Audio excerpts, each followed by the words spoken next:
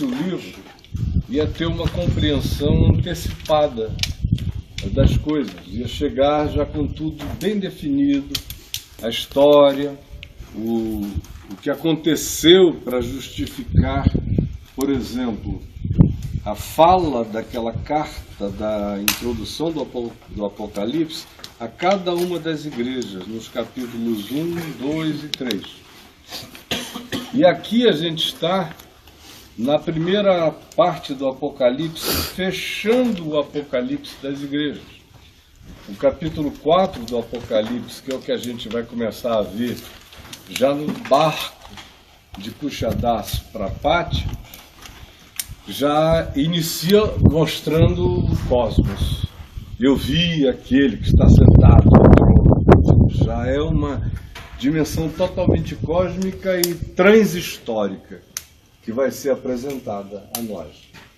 Agora, aqui em Laodiceia, nós estamos vendo a última carta àquela última igreja. Por que são 7 igrejas? Por razões óbvias. O número 7, desde a antiguidade, especialmente na cultura judaica, sempre carregou a ideia de completude. Não de perfeição, mas de completude, de plenitude. Portanto, o que se está dizendo no Apocalipse, com tantas igrejas em tantos lugares à volta, por que essas 7 particularmente foram escolhidas? A gente começa com a igreja de Éfeso, que nós vamos visitar amanhã, depois temos Esmirna, e vamos vendo cada uma daquelas igrejas no livro do Apocalipse até que a gente termine em Laodiceia. Por que Colossos não está incluído? Por que qualquer outra comunidade, havia tantas outras comunidades chamadas igreja aqui na região, não foram incluídas? Por que essas 7? Concluindo com Laodiceia. Se você pegar um mapa da Ásia Menor antiga e da Turquia atual, e você fizer seguir com uma caneta em cima da marca de todas as igrejas, você vê que se forma um círculo quase perfeito. 7 igrejas formando um círculo, dando uma ideia de plenitude. Ou seja, como o Apocalipse é todo cheio de números e de símbolos, de arquétipos, faz parte da linguagem do livro trabalhar com essas categorias. Não foram escolhidas as maiores igrejas, nem as mais interessantemente comprometidas com o Evangelho, foram escolhidas igrejas de uma mesma região que, se traçarmos uma linha, formam um círculo, e elas são em número de 7. Porque na mente do homem antigo, isso em si já carregava uma mensagem, a ideia de que se está falando de uma plenitude.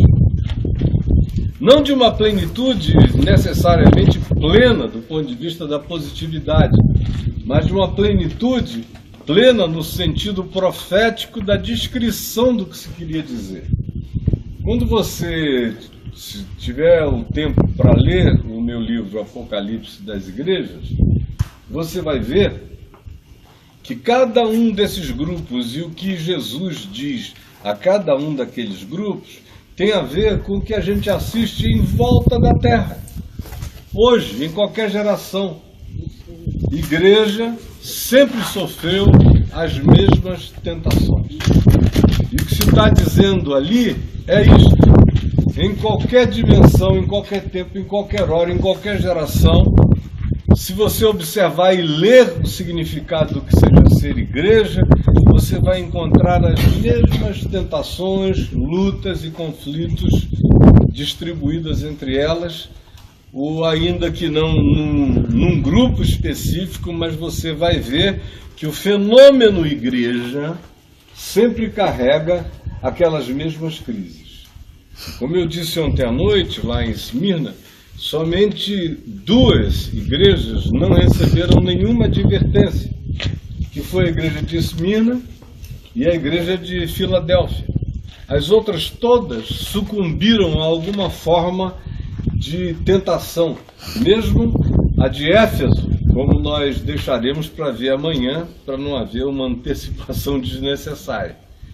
Aqui, nós estamos diante de uma comunidade que sucumbiu à teologia da prosperidade. É a igreja de Laodiceia. Teologia da prosperidade foi inventada para a nossa geração nos Estados Unidos pelo Kenneth Reagan, mas não foi algo que apareceu na história agora. A teologia da prosperidade aparece sempre que há muito recurso em volta. Vocês vejam que na África eles importaram a teologia da prosperidade para arrancarem dinheiro dos pobres, dizendo: se você der dinheiro, você vai ficar rico, como no Brasil, ou como na América Latina, como em qualquer outro lugar pobre. Mas isso nasceu aonde? Nos Estados Unidos. Nasceu por quê?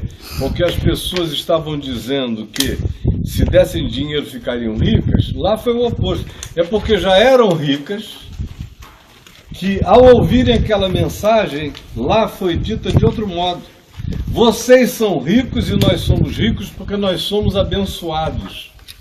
Então vamos dar o nosso dinheiro porque nós já somos abençoados e ficaremos muito mais abençoados porque, de acordo com a compreensão dessa teologia, você mede a bênção de Deus por dinheiro, arrecadação e quantificações dessa natureza de riqueza. Aqui, o que aconteceu é que a igreja chegou aqui. Aí a pergunta é como?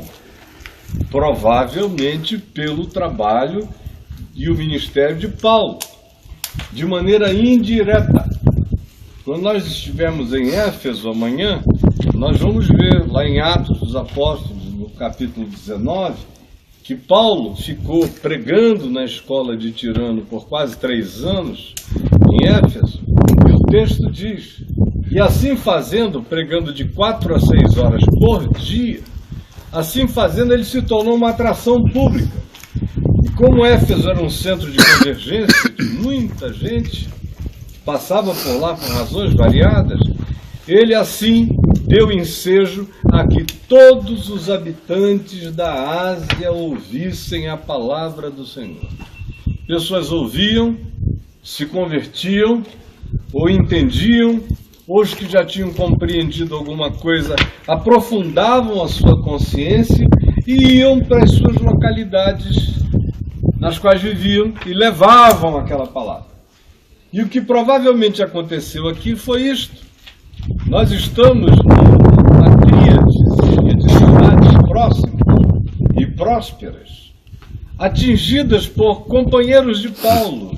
Epáfras é um dos mais mencionados, e que era de Colossos. Como nós vamos ver, Hierápolis, Colossos e Laodiceia são cidades próximas demais, de contato intenso, íntimo e rápido.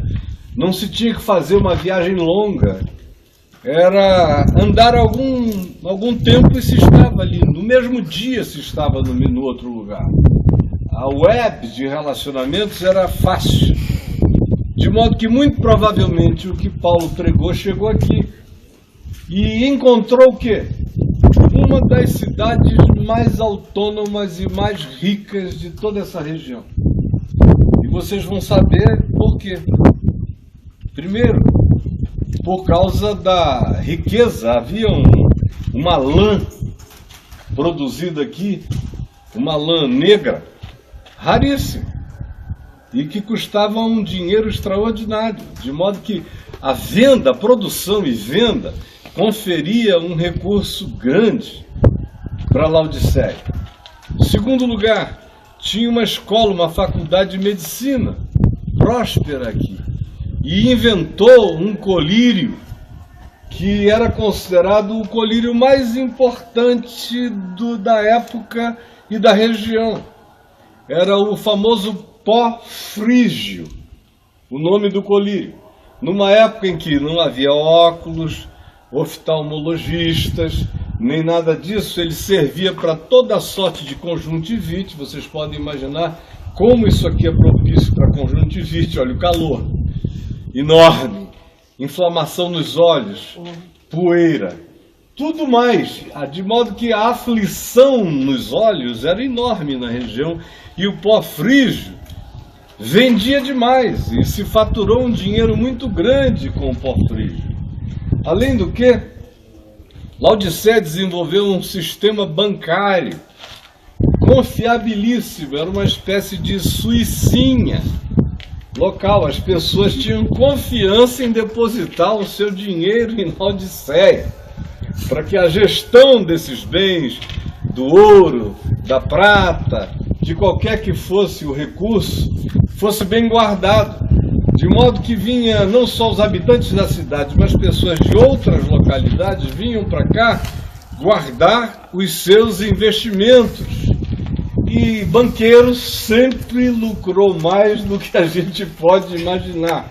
Ele oferece proteção ao recurso da gente e ganha imensamente em cima dessa proteção, em cima desse cuidado contra o roubo.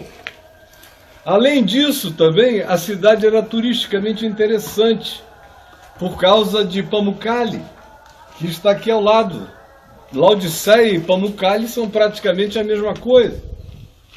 Naquele tempo, as águas de Pamukkale eram fartas, abundantes, e as termas da região, aqui mesmo dessa cidade, havia uma quantidade grande de fontes de águas termais, de modo que era um luxo viver e morar aqui. Havia um charme especial. Vocês ainda veem as colunatas, imaginem isso tudo. Há 2.000 anos atrás, a quantidade de material arquitetônico, de beleza arquitetônica aqui no lugar, a riqueza enorme. E o lugar não era pequeno. Hoje a gente visita restos de ruínas. Naquele tempo ela era extensa, ampla, profundamente impressionante aos sentidos. Também, além disso, aqui em Laodiceia, você tinha um recurso financeiro que cresceu tanto e tanto que os vários terremotos dessa área, vocês sabem que até hoje a Turquia é um dos lugares com uma das maiores incidências sísmicas da Terra.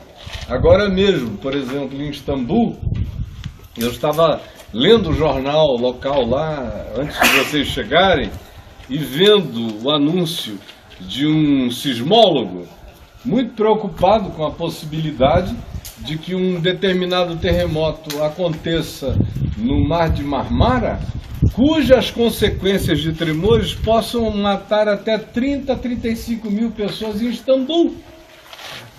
Então, nunca foi diferente. Todas essas cidades foram objetos de terremotos variados, e as edificações suntuosas caíam e tinham que ser reconstruídas. Naquele tempo, eles pediam ajuda a Roma.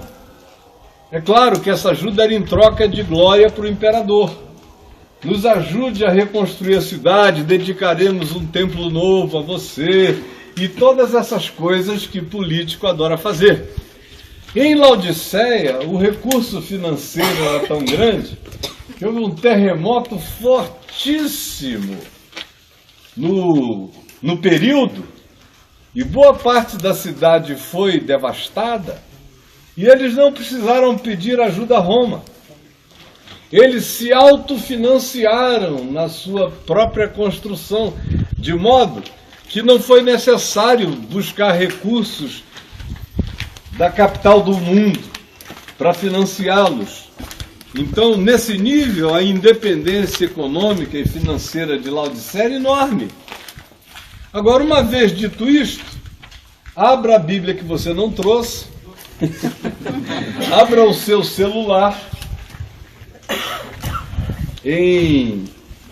no capítulo 3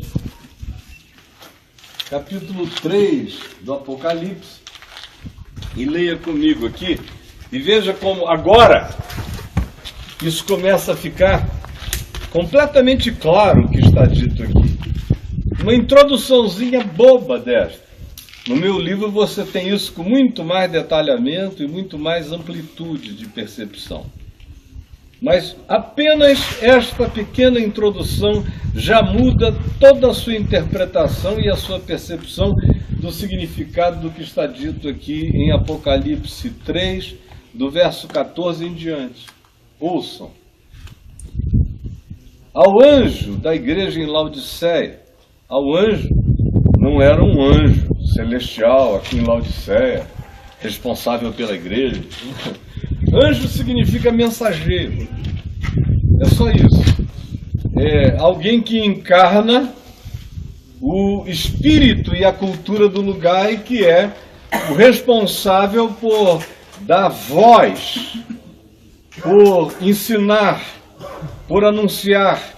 Portanto, ele é um indivíduo que se torna uma espécie de representante do inconsciente coletivo de uma comunidade.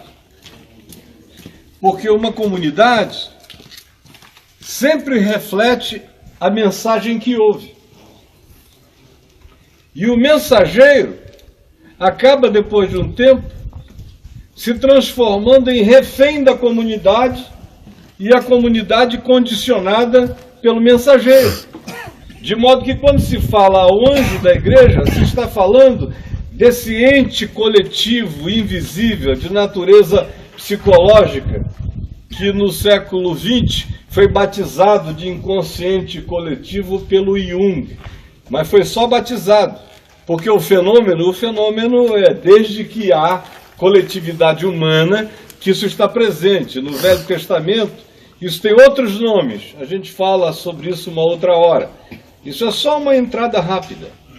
Ao anjo da igreja em Laodiceia escreve: estas coisas diz o Amém, a testemunha fiel e verdadeira, o princípio da criação de Deus. Aqui se resgata algo que se fala na introdução, quando atributos desse Cristo soberano que fala com essas 7 igrejas são mencionados. E um desses atributos é esse: a quem fala com vocês é o Amém. É aquele que é. Falando com um grupo que parecia ser, mas não era. Que se jactava de ser e não se tornava. Que era extremamente claudicante e frouxo nas suas percepções. Quem fala com vocês é aquele que é a testemunha fiel e verdadeira, aquele que está na base, no princípio de todas as coisas, que é o poder causal de toda a existência. Porque aqui em Laodiceia, a ordem e a inversão dos significados aconteceu de tal maneira que eles começaram a achar que eles eram um fim em si mesmos. Como acontece aonde quer que a riqueza abunde, o poder seja demasiado, a independência seja total, a autonomia seja praticamente absoluta, a ponto de eles prescindirem até do dinheiro de Roma para reconstruir uma cidade destruída porque estava sobrando. Então eles chamavam para si essa prerrogativa de serem aqueles que eram os sujeitos definitivos da sua própria história e das suas próprias definições. Jesus a eles introduz o que vai dizer, dizendo: quem fala com vocês é aquele que é, o único que é a força causal de toda a criação. Vocês são só mera relatividade. Conheço as tuas obras, que nem és frio nem quente. No lugar das termas, das águas mornas, de Pamukkale, das fontes termais, que eram a glória deles, que era atração turística, que vinha gente de todos os lugares, porque também as águas tinham fama de serem curadoras e restauradoras. E aí vem Jesus e brinca com essa geografia e com essa glória de superioridade. Conheço as tuas obras, que tu não és frio e não és quente. tu és morno. Quem dera tu fosses frio ou fosses quente.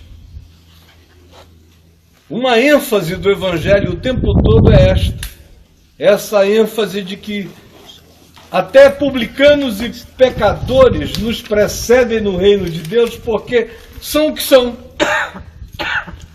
Não fazem de conta. Os fariseus, por exemplo, faziam de conta e não eram. Publicanos e pecadores não tentavam fazer de conta coisa alguma. Por isso Jesus é totalmente coerente. O Jesus da história é coerente com o Cristo revelado no Apocalipse. Porque o Jesus da história preferiu quem era do que quem fingia ser e não era. Aquela ocorrência lá no Monte das Oliveiras, em Betfagé, com a figueira que não tinha frutos e que foi amaldiçoada, está absolutamente dentro desse espírito. Porque vocês sabem que a figueira é uma árvore que primeiro dá o seu fruto, depois ela se refolha, depois ela mostra as folhas. E aquela ali, o que se mostra é o seguinte: viu Jesus uma figueira cheia de folhas e foi pegar figo nelas. Porque o figo nasce antes das folhas na figueira. Se uma figueira já está cheia de folhas, é porque tem que ter figo nela. Quando ele foi pegar, não encontrou nada a não ser folhas e disse: jamais nasça fruto de ti. E ela secou. Aquilo era por causa da figueira? Era um mau humor de Jesus para com a figueira? Ou era uma parábola de Jesus para com Israel? Que era só folhagem, folhagem, folhagem, mas não dava fruto. É o mesmo espírito, é o mesmo princípio. Conheço as tuas obras, sei que tu não és quente nem és frio. Quem dera fosses frio ou quente. Assim, porque és morno, e nem és quente nem frio, estou a ponto de vomitar-te da minha boca. O que vocês chamam de glórias das nossas fontes termais, espiritualmente, Jesus está dizendo, vocês se tornaram almas assim, insuportáveis. Porque se é quente, você dá um tratamento, ela serve para um monte de outras higienizações, purificações, há um poder sanitário enorme na água quente. E na água fria, há um poder de rejuvenescimento, de frescor, de alívio. Agora, no morno, Jesus diz, o morno não serve para nada. E não dá para beber, porque é enjoo. E ele assim manifesta o enjoo divino com essa atitude humana, especialmente essa atitude que pretende existir a partir do nome de Jesus, e ele próprio diz, é insuportável ter a gente dizendo que existe em meu nome, vivendo deste modo. Assim, porque és morno e nem és frio nem quente, estou a ponto de vomitar-te da minha boca, pois dizes, estou rico, abastado, e não preciso de coisa alguma. É como um rapaz que eu encontrei um tempo atrás, que me falou o seguinte, sabe, pastor, eu estou tão bem, tão bem, tão bem, tão bem, que hoje em dia eu já não preciso mais ler a Escritura, não preciso mais ouvir nenhum tipo de mensagem, não preciso ter comunhão com ninguém, não preciso de nada, eu estou tão bem, tão bem, tão bem, que eu não preciso de coisa alguma. Aí eu ouvi aquilo e falei, meu filho, abre Apocalipse 3, porque você está a ponto de ser vomitado da boca de Deus e da vida. Estou a ponto de vomitar-te da minha boca, porque tu dizes, eu estou rico, abastado, não preciso de coisa alguma, e nem sabes que quem cai nessa percepção de engano, nesse auto-engano, nessa mentira, de fato é infeliz. Sim, miserável, pobre, cego e nu. Olha a sequência. infeliz, miserável, pobre, cego, alusão aqui ao pó frígio, e nu, a lã extraordinária que vestia o mundo. E Jesus disse, isso é só do lado de fora. Espiritualmente falando, vocês são a antítese do que vocês imaginam ser. A exterioridade extremamente próspera é um dos maiores enganos em relação a não permitir que o indivíduo se perceba e se enxergue. Aconselho-te que de mim compres ouro refinado pelo fogo para ti enriquecer. Não é o ouro dos teus bancos. Vem a mim.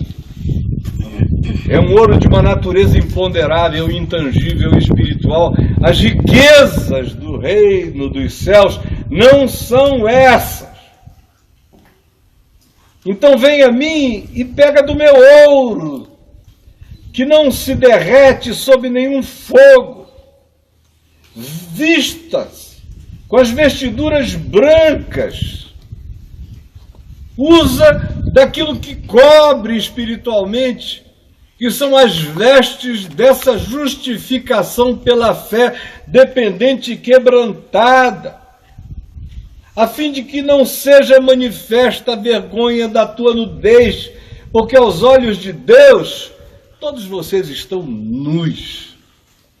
Venham se vestir de graça e da justiça do Evangelho, com o coração quebrantado. É isso que eu te aconselho. Vestiduras brancas para te vestires, um contraste com a lã negra. Nada a ver com a cor. É apenas o contraste para gerar um choque antitético na cabeça dos que moravam aqui. Quem morava aqui, quando leu isso aqui, gelou, né? Nós é que precisamos dessa explicação, desse contexto. Mas os habitantes do lugar se enxergaram completamente na descrição. E para eles foi apavorante. A fim de que não seja manifesta a vergonha da tua nudez. E mais, aconselho-te que busques colírio para ungires os teus olhos, a fim de que tu vejas.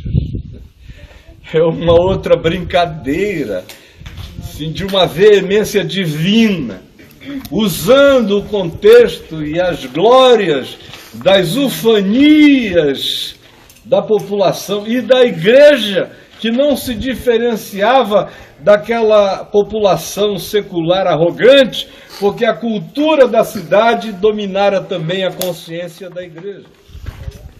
Colírio. Ouve. Eu repreendo e disciplino a quantos amo. Se eu não dissesse nada a vocês, já era sinal de que vocês estavam sob juízo finalizado. Mas porque eu estou falando, assim como um pai fala com o filho, uma mãe fala com os seus filhos, é a mesma coisa. Quando um pai para de falar qualquer coisa com o filho, é porque o filho ficou para além da possibilidade de ser ajudado. Eu me lembro quando meu pai me disse, não porque não me amasse, mas porque eu não aceitava o amor dele e da minha mãe. Aos 15 anos de idade, eu cheguei em casa bêbado, na hora do almoço, a família à mesa, e eu cheguei torto, assim, um garoto de 15 anos de idade, hoje em dia sou um garoto, né? Mas no Amazonas, em 1970, um menino de 15 anos de idade, alto, eu já tinha a altura que eu tenho. Essa semana um amigo meu colega de vagabundagem, à época me mandou uma foto dele de um outro amigo. E eu me vi ali. Falei, meu Deus, eu parecia já que tinha uns 23, 24, era uma cara assim, já toda empombada, entendeu? Decidida. E aí, eu cheguei torto em casa e papai falou, que é isso, Caio Fábio? Ficou lá em casa quando a família, meu pai e minha mãe estavam chateados, eles me chamavam de Caio Fábio. E do contrário, se estivesse tudo bem, ele só me chamava de Caiozinho. O nome dele, Caio Fábio. Então, A minha mãe me chamava de Caio Fábio e ele de Caio Fábio quando eles estavam chateados. Quando ele disse, o que é isto, Caio Fábio? Eu vomitei em cima da mesa toda. Aí ele se levantou e falou, isso não pode continuar assim. Eu falei, mas vai continuar do meu jeito. E se você quiser me enfrentar, vem que eu vou te matar de cacete aqui, seu idiota. Aí meu pai ficou me olhando, eu vi lágrimas grossas descerem pelos olhos dele. E ele disse, eu nunca mais vou te falar. Acerca de ti eu só falo com meu Pai Celeste daqui para frente.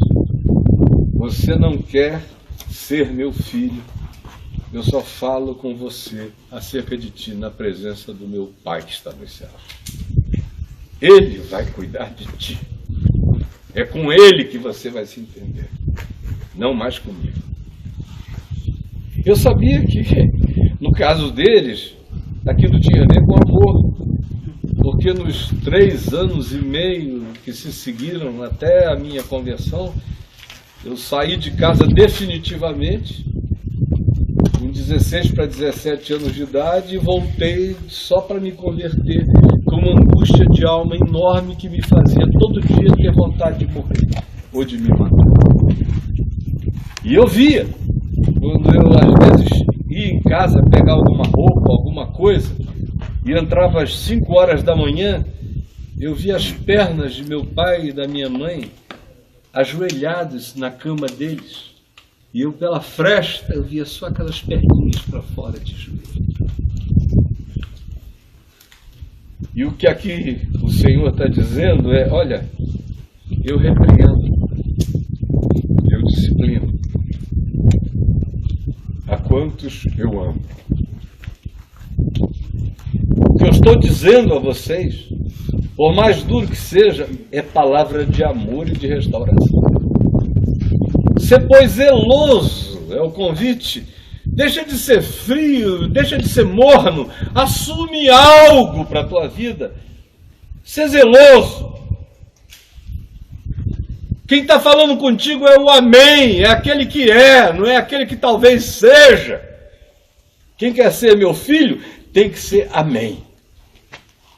E arrepende-te.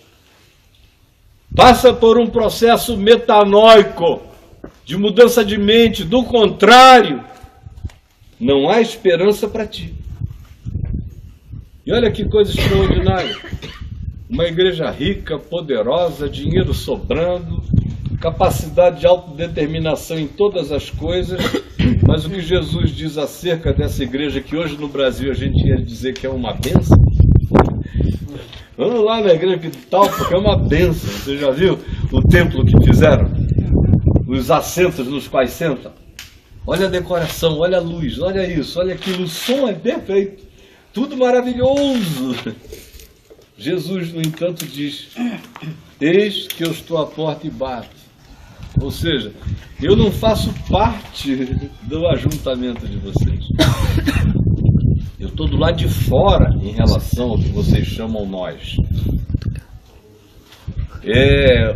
O eco de Mateus 7 é a coerência do Cristo eterno em relação ao Jesus histórico.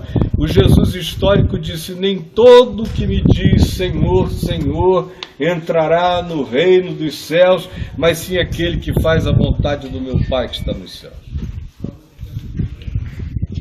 Eis que eu estou à porta e bato. Porque hoje eu não vos conheço.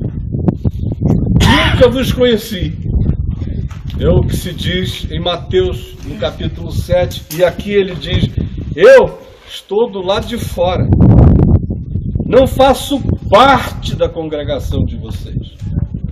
Mas se alguém ouvir a minha voz e abrir a porta, entrarei em sua casa, cearei com ele e ele comigo. Ao vencedor, dar-lhe-ei a sentar-se comigo no meu trono, assim como também eu venci e me sentei com meu Pai no seu trono. Quem tem ouvidos, ouça o que o Espírito diz às igrejas. O vencedor não é quem tem, quem acumula, nem quem pode. O vencedor é aquele que é. É aquele que carrega um amém definitivo na consciência e no coração. Eu já estou vendo oficiais do lugar, fiscais do lugar, olhando para a contingência desta fila e do tempo que nós estamos despendendo aqui. E eu, com vontade de dizer para ele, não fique à porta, entre.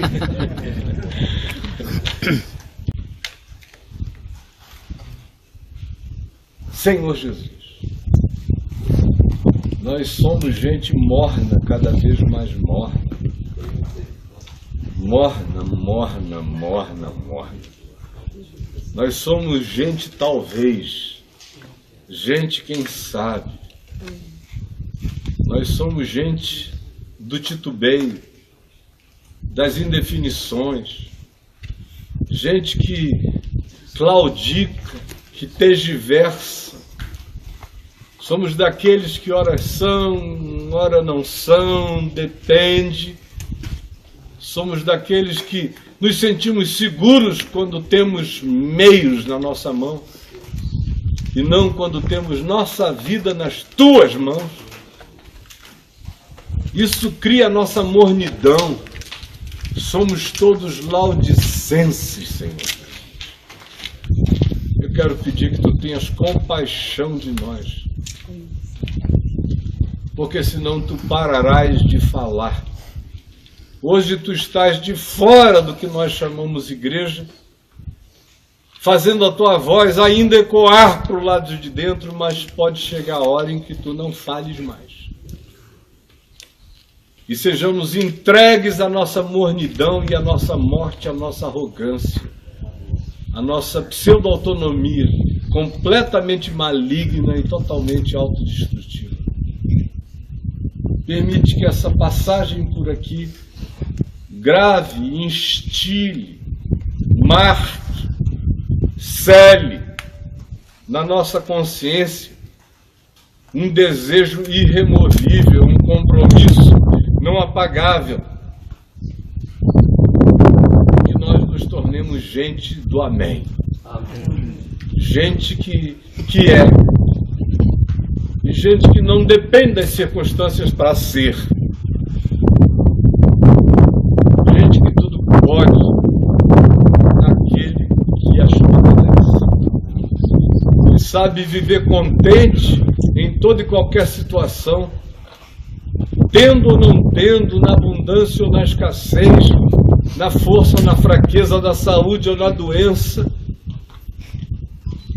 podendo tudo em ti. Porque no nosso coração haja um amém perene para o Evangelho e para o princípio da vida, em relação a esse que é o amém e é o poder causal de toda a criação de Deus e da nossa existência. Eu peço que na simplicidade e na rapidez desta hora fique impresso para sempre no coração de cada um aqui e de todos quantos venham a ouvir a palavra desta verdade imutável. É o que eu te imploro em teu nome, Jesus. Amém. Só uma última palavra, em 2 minutos. Para quem lê Mateus 16, o Paulo, cujo texto Jesus diz que estabelecerá a sua igreja e as portas do inferno não prevalecerão contra ela, olha aqui para Laodiceia. Você encontra algum grupo, alguma igreja aqui?